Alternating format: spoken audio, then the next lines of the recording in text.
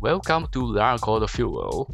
In this video, we'll dive into one of the most powerful tools in JavaScript, the filter method.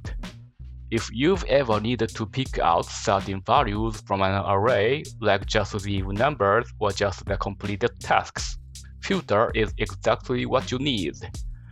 Let's take a clear visual approach so you can start using filter with confidence. So, what is filter? It's a Boolean method in JavaScript that lets you create a new array containing only the item that passes a specific condition. The original array stays unchanged. That's important. Think of it like a smart sieve.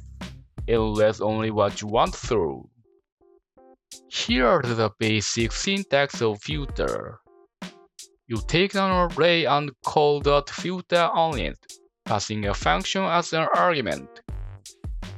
That function receives each item in the array and returns true if you want to keep it, or false if not.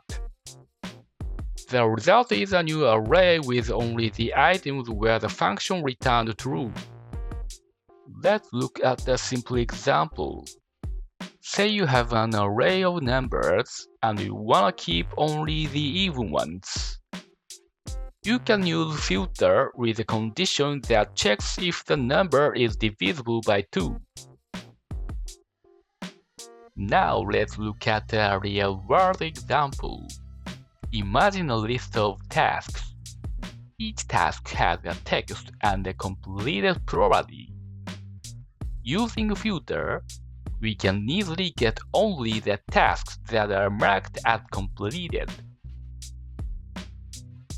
You don't have to write the filtering logic inline. You can define a separate function and pass it to filter. This is useful when the same condition is used in multiple places. Here's something important to remember. Filter does not change the original array. It returns a brand new one, so you can safely use it without worrying about side effects. Did you know? Filter also gives you the index of each item. You can use it to keep, for example, only the items in even positions. Let's try that. Here's a quick tip. If you have an array with empty strings, null, undefined, or other falsy values, and you want to remove them, you can just write filter Boolean. It's a clean and simple way to keep only truthy values. So, when should you use filter?